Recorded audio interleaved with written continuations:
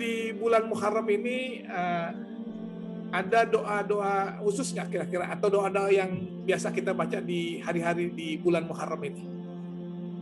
Ya, pada intinya secara khusus memang tidak ada doa-doa ya secara khusus untuk kita baca di bulan Muharram. Akan tetapi justru kita dianjurkan untuk memperbanyak doa-doa. Ada satu doa yang mungkin doa ini agak jarang diketahui oleh banyak orang, tapi kita selaku murid daripada almarhumah ya Profesor Dr. Khalid Alawiyah pernah kita diajarkan. Ya. Maka untuk itu kita bacakan gimana biar ya sahabat Bang Day ini bisa mengikuti apa yang kita baca pada kesempatan yang baik ini. Silakan. Baik. Bismillahirrahmanirrahim. Bismillahirrahmanirrahim. Allahumma inni as'aluka khaira hadhihi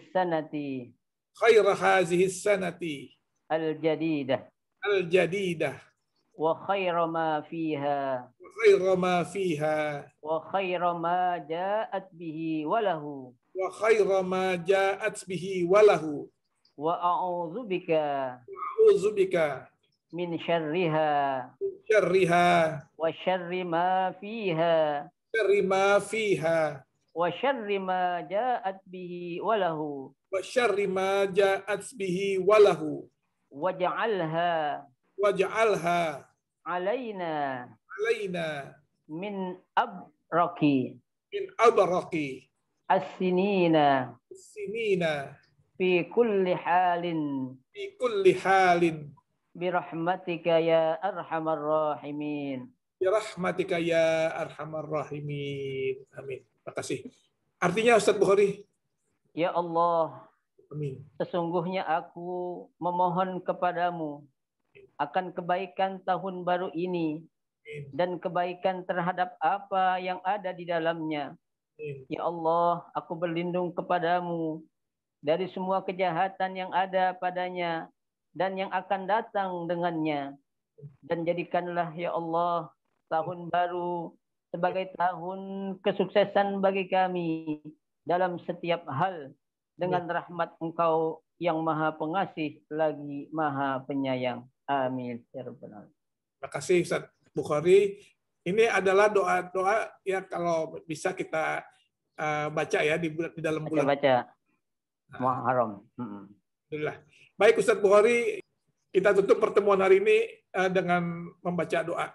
Silakan Ustaz Bukhari. Astaghfirullahalazim, astaghfirullahalazim, astaghfirullahalazim. Bismillahirrahmanirrahim. Alhamdulillahirabbil alamin. Hamdan katsiran tayyiban mubarakan fihi ala kulli hal. Hamdan yuwafi ni'amahu wa yukafi'u mazidah. Ya Rabbana lakal hamdu wa ilahana lakal mulk wa lakal syukr wa lakal hamdu ala kulli hal. Allahumma salli wa sallim ala sayyidina Muhammad wa ala ali sayyidina Muhammad. صلاة تنجينا بها من جميع الأهوال والآفات وتقضي لنا بها جميع الحاجات وتطهرنا بها من جميع السيئات وترفعنا بها عندك أعلى الدرجات وتبلغنا بها أقصى الغايات من جميع الخيرات في الحياة وبعد الممات إنك سميع قريب مجيب الدعوات يا قاضي الحاجات اللهم إنا نسألك العفو والعافية والمعافاة الدائمة في الدين والدنيا والآخرة اللهم إنا نسألك رضاك والجنة ونعوذ بك من سخطك والنار اللهم إنا نسألك صحة في تقوى وطول العمر في حسن العمل ورزقا واسعا لا تعذبنا عليه اللهم إنا نسألك خير هذه الليلة فتحه ونصره وبركته ونوره وهداه ونعوذ بك من شر هذه الليلة اللهم إنا نسألك موجبات رحمتك وعزائم مغفرتك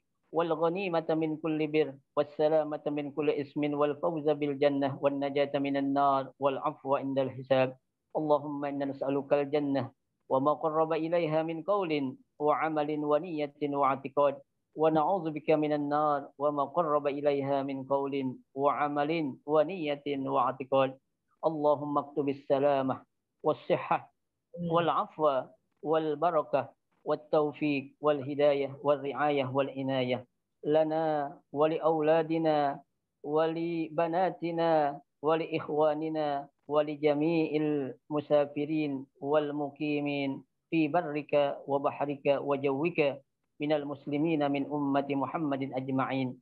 اللهم إنا نعوذ بك من جهد البلاء ودرك الشقاء وسوء القضاء وشماتة الأعداء.